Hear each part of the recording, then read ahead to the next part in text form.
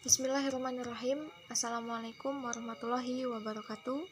Saya Ida Miatin dengan NPM 19111000314, mahasiswi program studi PGMI kelas G semester 3. Dalam video kali ini saya akan menyampaikan materi mengenai pandangan filsafat tentang metodologi pendidikan Islam.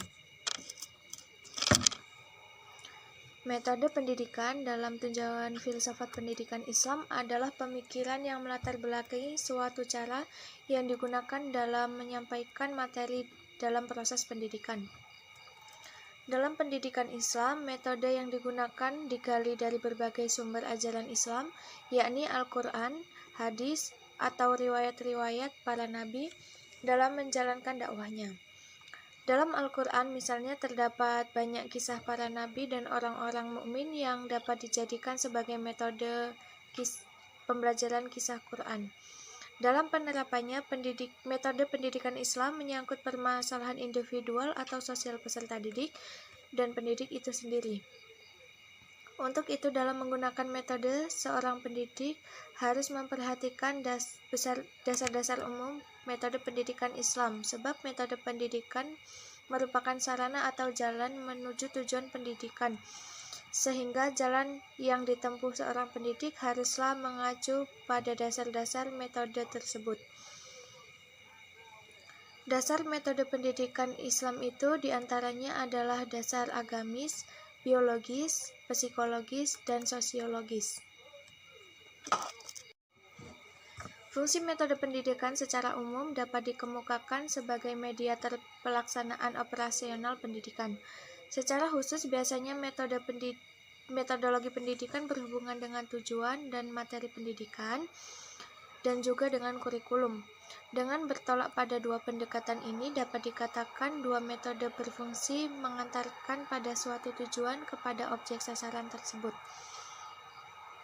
Metode pendidikan Islam harus mempertimbangkan kebutuhan, ketertarikan, sifat, dan kesungguhan para peserta didik, dan juga harus memberi kesempatan untuk memberikan pengembangan intelektualnya. Pendidik dalam memberikan pembelajaran atau mendidik peserta didik harus bisa memberi keleluasaan, sehingga peserta didik dapat berperan aktif dalam proses belajar mengajar. Dalam menyampaikan materi pendidikan, perlu diciptakan metode yang didasarkan kepada pandangan dan persepsi dalam menghadapi manusia sesuai dengan unsur penciptaannya, yaitu jasmani, akal, dan jiwa, yang diarahkan menjadi orang-orang sempurna dengan memandang potensi individu setiap individu.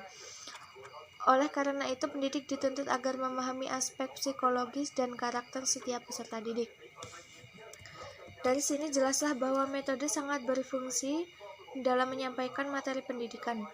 Tidak salah jika ada sebuah pernyataan yang menyebutkan bahwa metode itu lebih utama daripada materi, atau al-tariqah aula min al-madah.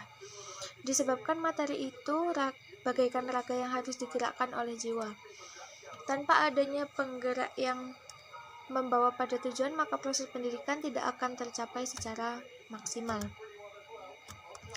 Macam-macam metode lagi pendidikan Islam. Ada metode ceramah, tanya jawab, diskusi, pemberian tugas, demonstrasi, eksperimen, amsal atau perumpamaan, tarhib dan tarhib.